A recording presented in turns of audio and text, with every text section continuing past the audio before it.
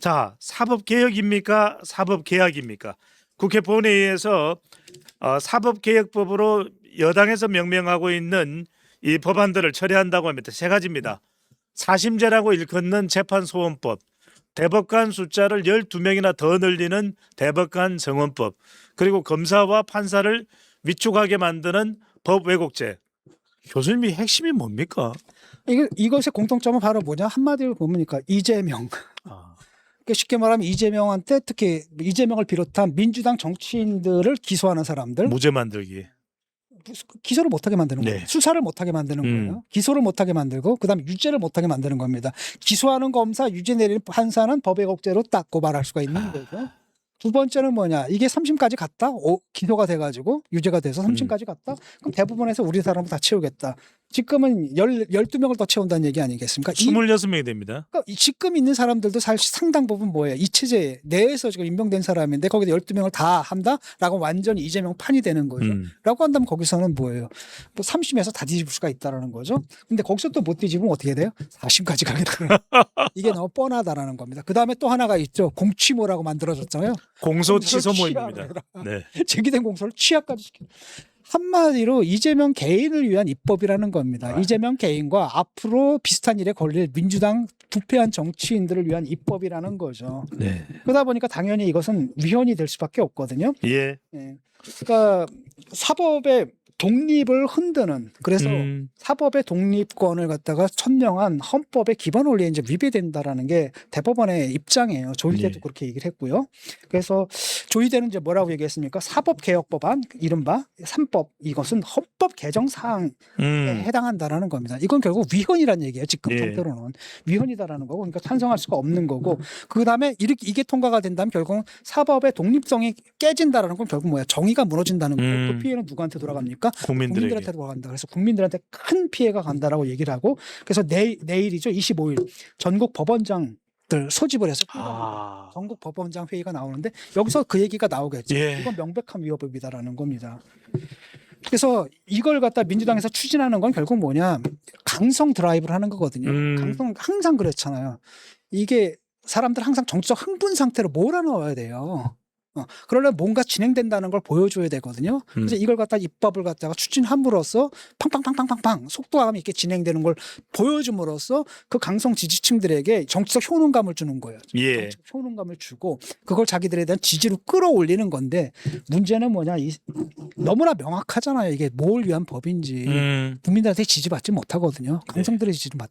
그래서 자기들의 지지로 끌어올리겠다라고 하는 건데 그게 내가 볼 때는 전체적으로는 그게 당 지지로 끌어올린 데는 큰 도움이 안 된다. 오히려 정청래 지지율은 끌어올릴 수 있을 오! 정청래 대표의 지지율은 끌어올릴 수 있을 것이다. 그래서 이제 송원석 국민의힘 원내대표는 뻔뻔한 사법개혁, 독재국가의 표본이다. 앞서 이제 진 교수님 말씀하신 조희대 대법원장은 사법개혁안의 가장 큰 피해는 국민이 볼 것이다라고 이야기했는데 교수님 이런 게 있는 것 같습니다. 그러니까 이제 여당 지지층들이야 자극을 받아서 결집을 할 수도 있고 또 국민의힘 유권자들은 지지하는 유권자들은 분노해서 더 투표에 적극적으로 할 수 있는데 문제는 중도층들이 움직여야 되는데 이게 법 관련이다 보니까 중도층이 이게 잘못된 건지 문제가 있는 건지 이렇게 반응하지는 또 않을 것 같기도 하거든요. 중도층에게는 이게 좋은 게 아니죠. 중도층의 지지율을 끌어올린 데는 아마 한계가 있을 겁니다. 중도층들은 이거 좋아하지 않거든요. 그러니까요. 정청래 안 좋아하잖아요. 예. 그다음에 정청래가 해왔던 그 이른바 이제 그 법사위에 있는 그 사람들의 폭주 별로 안 좋아하거든요. 그래서 이게 중도층의 지지를 끌어올린 데는 큰 도움이 될 것 같지가 않아요. 오히려 역효과를 낼 것 같고. 다만 문제는 뭐냐? 국힘이 이제 변수가 아닌 거예요.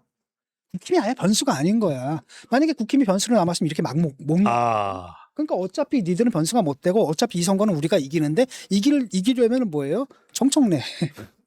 그러니까 나를 지지한 이 강성 지지층을 한 번 더 결집시키겠다. 이게 더 강한 거죠. 네. 그 이상 이하도 아닙니다. 예. 그러다 보니까 이것이 민주당 내에 격돌 양상이 벌어지고 있습니다. 이른바 이재명 대통령을 중심으로 똘똘 뭉치는 뉴 이재명. 그리고 아니야.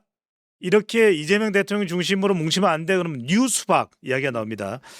공소 취소 모임이 무려 105명이나 되는 단단한 체대 조직으로 영향력으로 결집하자 유시민 작가는 이른바 정청래파로 분류되는데 본인 스스로는 아니다. 난 절대로 아니다. 그런 거 아니다.라고 이야기를 하고 있습니다. 공소 취소 모임을 겨냥해서 직격을 했습니다. 미친 짓이다. 예. 격분한 친명에서는 특히 박성준 의원은 미친 짓이라니 어디다 대고 미친 짓이라고 이야기하느냐 더 맞받아치고 있는 상황입니다. 교수님 어떻게 봐야 될까요? 일단은 민주당에서 뉴 이재명이라는 말이 새로 나왔잖아요. 예. 이거 굉장히 재미있는데 이게 실체가 있어요.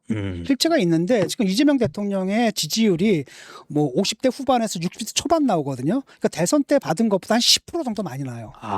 그러니까 대선 때 이재명을 찍지 않았던 사람들 중에 일부가 지금 일로 걸러와 있거든요. 근데 그 중에서는 국힘 후보를 찍었던 사람도 25%나 돼요. 그러니까 중도는 더 많고 이렇게 옮겨간 거죠. 이 사람들은 어떤 거냐면 민주당도 싫고 국힘도 싫다예요. 근데 이재명을 지지한다는 겁니다.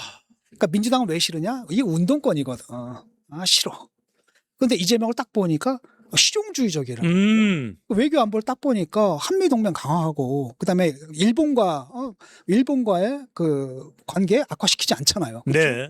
그다음 중국과도 상당히 유연하고. 네. 그런 다음에 갑자기 너희들 이제 부동산 부자는 안 됐지만 주식 부자 만들어줄게 이러거든요. 코스피가 또 장난 아닙니다. 그쵸. 주가가. 그러니까 얘네들이 재명이 형 하면서 이렇게 가는 거예요.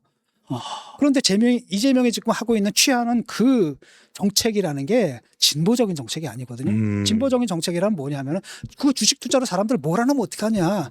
거기서 따는 사람이 일부고 나머지는 대부분 다 잃을 거다. 예. 나중에 폭락하면 어떻게 될 거냐. 이게 진보적 스탠스였잖아요. 그게 아니라 나서서 막 그냥 기관 막 제도 바꿔주고 기관들 막 동원하고 해가지고 주식장을 막 부양하고 있거든요. 예. 그러다 보니까 내가 1억이었는데 갑자기 2억이 된 거야. 2억, 3억이 된 거. 재명하고 미치는 거죠. 근데 이건 원래 누가 있어야 되는 겁니까? 보수가 있어야 되는 거예요. 과거의 보수가 그 독재를 했음에도 불구하고 해결면을 잃지 않았던 건 뭐냐? 집 한 채씩 줬어요, 사람. 박정희 이명박입니다. 박정희 노태우 네네. 노태우 때죠. 집 한 채를 줬거든. 그러니까 너희들이 일해서 열심히 일해가지고 그 모은 돈으로 전세 살다가 약간 빚내가지고 집을 사게 만들어줬어요. 그거였거든. 근데 그게 사라진 겁니다. 그거 대신에 이제 뭘 해주는 겁니까? 집은 못 줘도 주식 부자를 만들어주겠다.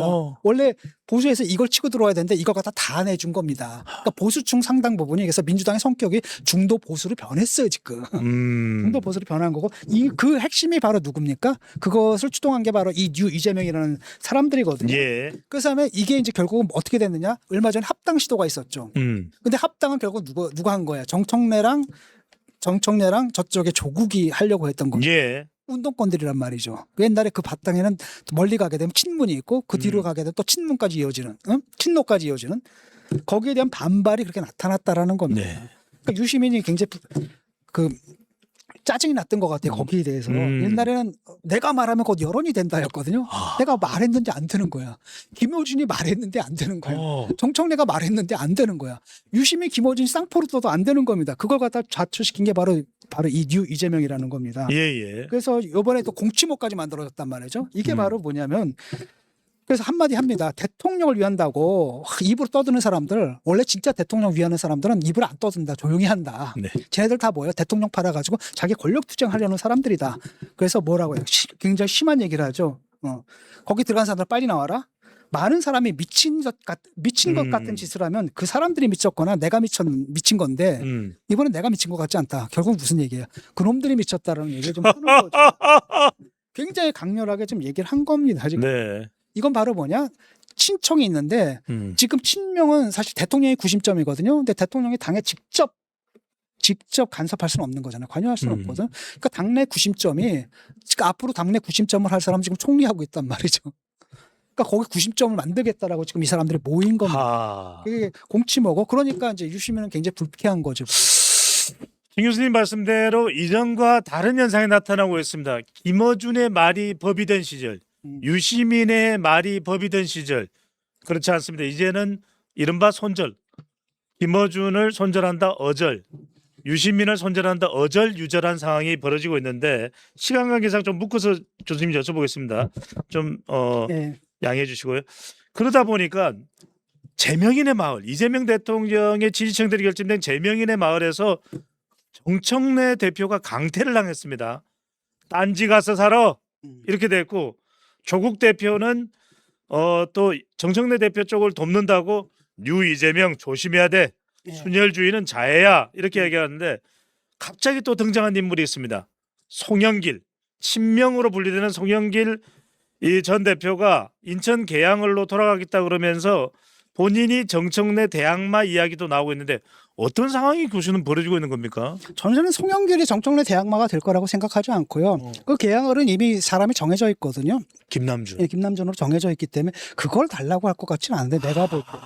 그 다음에 이미 송영길은 한번 평가가 끝났어요, 이 사람은. 예. 그래서 그 다음에 누구를 좀 생각하고 있는 겁니까? 김민석을 생각하고 있는데 예. 송영길이 뭐 거기 비집고 들어갈 틈이 있을까? 그래서 저는 음. 송영길은 큰 변수가 되지 못한다고 보고 재밌는 거는 이제 그 쫓겨난 거예요, 정청래가. 네. 이런 일이 가능하다는 겁니다. 제명인의 마을에서 쫓겨났습니다. 본격적으로 붙은 거죠. 진짜 아. 풀명하고 친청이 한번 본격적으로 붙은 건데 저 사람들은 결국 뭐라 그러냐면 딴천지라고 부르더라고요. 예. 너희들은 딴천지로 가라. 신천지가 아니라 딴지일보, 딴천지로 가라라고 하면서 이 갈등이 좀 불거지고 있는 거고 조국이 그러다 보니까 지금 불쾌했던 거예요. 그래서 갈라치지 말아라. 자꾸 우리를 갖다 올드라고 부르지 마라. 너희를 뉴라고 부른다는 건 우리를 올드라고 부른다는 거 아니야. 그래서 결국 갈라치는 건데 네. 그건 결국 뭐냐. 누군가가 그걸 이용해서 권력투쟁을 하고 있다. 그거 하지 말라라고 얘기를 하는 건데 이미 권력투쟁은 시작된 것 같아요. 그다음에 프레임이 잘 붙었어요. 뉴 이재명라고 하면서 신청 이쪽 세력들이 올드하다라는 느낌이 확 줘버리거든요. 예. 사실은 프레임 싸움에서 일단은 한번 정청래 쪽이 한번 밀렸죠. 그럼에도 불구하고 정청래 쪽 화력도 만만치 않아요.